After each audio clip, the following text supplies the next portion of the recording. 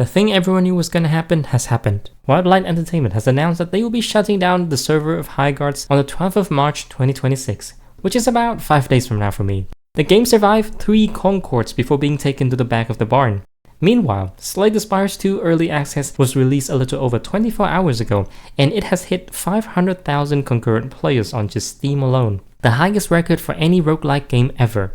A new live service shooter with a hero roster and a seasonal battle pass model fell flat on its face, but you're telling me the early access of a roguelike deck builder is cruising to Steam top sellers? I was told time and time again by industry consultant and studio executives that there's no profit in single player games. The future of gaming is live service. Or at least that's what it was supposed to be. Reality paints a much different picture, and it's increasingly clear where this industry is heading. We haven't even cleared Q1 of this year, and the first live service casualty has been recorded. On March 3rd, the Twitter account of highguard announced that they are shutting down the game's server due to not being able to sustain a player base. Weird, because when the game came out, the developers were not very concerned about the player counts. According to them, the new first-person shooter does not need to be super huge in order to be successful. I guess in that regard, they're right. They have indeed been successful at making a dead game. The reality is that the market for competitive FPS has become so cutthroat that unless you have a generational idea, your dream project could go up in flames in a matter of weeks. With all the online drama, the moral posturing on social media, you would think that there's a group of modern audience shock troops just waiting to be deployed every time a game like Concord or highguard is launched. But the Steam DB graph shows that these fans would rather tweet about their favorite game than play it, and the Steam graphs never lie.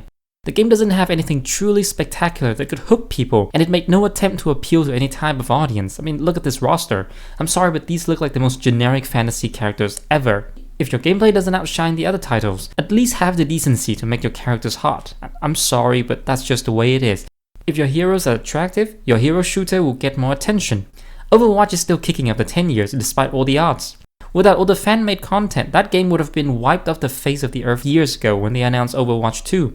A good metric to measure the popularity of an online game is the number of cosplayers dressing up as the game characters, and highguard didn't even have lewd fan arts, let alone cosplays. It's all just furry porn under the highguard tag. I found out the hard way. Outside of certain pockets on Twitter, no one cared about highguard after the launch. But alas, I won't be doing much grave dancing today. The game is on its way out, and as much as I would like to point and laugh at these delusional game developers, I can't help but feel a bit of pity for them. They put forward what they thought was a good product, it didn't stick the landing, but the attempt was commendable. What interests me more in this shutdown is the implication on the shooter genre and the gaming industry in general. I think we can safely say that gamers have significantly lower patience for tolerance for something they deem bad. Back in 2019, Anthem was considered a flop, and despite being an online-only game, it could still hold out till January 2026, just over a month ago. Now, we have 2 brutal examples of immediate post-birth abortion in the gaming space. People just don't care about games that they think would waste their time anymore. Which leads us to the next potential entry on the timeline Concordia, Marathon. Bungie's Marathon reboot was released on the 5th of March 2026 to what I would describe as lukewarm reception. Some people found the game enjoyable, some didn't. Upon trying it myself during the server slam, I find it serviceable. It's a game you could play if you like Destiny's 2 gunplay, but in the format of an extraction shooter with a layer of quirky neon aesthetic on top. They have to do something about the menu though, that it's just all over the place. But once you take a step back, it's clear that trouble is brewing for Marathon. You see, when a game is released on a weekday, the next highest peak of concurrent player count should be on the first weekend. That's when most people have the time to get into the game they bought. That, however, didn't happen for Marathon. Let us consult the graph. After the initial peak of concurrent player count at release, the first weekend of Marathon fell short of 10,000 players. Despite everyone having the time and space they need to get into the game, around 10,000 players have elected to not come back. What's more worrisome is that even with an ad campaign, Marathon still couldn't reach highguard's highest peak concurrent player, which was 97,000 players. Mind you, officially highguard is not backed by any corporation. There are only rumors of Tencent investing and later pulling financial support from Wildlight Entertainment. They spent 4 years making the game with no known delay or major setback. Marathon development started around the time Sony acquired Bungie for $3.6 billion in 2022. The game went through a major layoff between 2023 and 2024, and a delay in June 2025 following the art plagiarism scandal. Moreover, we know how ruthless Sony is when it comes to live service. Helldivers 2 almost got its wing clipped a while back due to the PlayStation login requirement, and it was a bang-out success right from the get-go. Concord just nuked the studio that made it, and 8 planned live service games have been canned. What's even more concerning for Marathon are Sony's 2 upcoming games, Fair Game $, Fair Games, and Horizon Hunger Gathering. No matter how big a splash these 2 games are gonna make, it's undeniable that they would compete with Marathon for the same audience pool. Unlike single-player games which have a lifespan and can be completed anytime, these perpetual content treadmills all share the same audience with the same amount of limited time. Having more than one live service games running parallel to each other is like keeping spiders together in a box. They would cannibalize each other eventually. So far, Marathon is not performing well enough in the first week for a game made by a AAA studio with Sony's $3.6 billion investment. And we know that competition will only get tougher with other live service games on the horizon. In a very strange turn of event, Bungie requested gaming news outlets to withhold their review for Marathon till the end of March, when the endgame content is finally online. I admit I have no idea why they do this, but my speculation is that Sony was afraid that the initial impression of Marathon wasn't desirable, so they request a delay on reviews to put out more content. But whatever it is, from the perspective of an audience member, it doesn't inspire much confidence. While all of this is going on, there's a little game called Slay the Spire 2 being released on the same weekend. On the 5th of March, the early access of Slay the Spire was released on Steam, and just under 24 hours, the game hit its first concurrent player peak of 430,000. Unlike our 2 live service examples, Slay the Spire 2 reached the second peak in the first weekend with 571,000 players, the highest concurrent count of any roguelike game. Even as of right now, there are 223,000 people in the game, and it's a roguelike deck builder with silly illustrations. This is the early access of Slay the Spire 2. The full game is still on the way. The studio Megacrit most likely made all their money back in the first 24 hours of the game release. Just over a month ago, Nugenix also made some waves around the gaming community, and it was a game about breeding cats to create the ultimate specimen for turn-based combat. And their current player count right now is just a bit underneath Marathon, despite being released a full month ago. We see the same pattern of a single-player game absolutely dominating the scene for a month, then quietly assumes a place in everyone's library, waiting to be picked up again another time. This is how most games were like. This is how most games are supposed to be.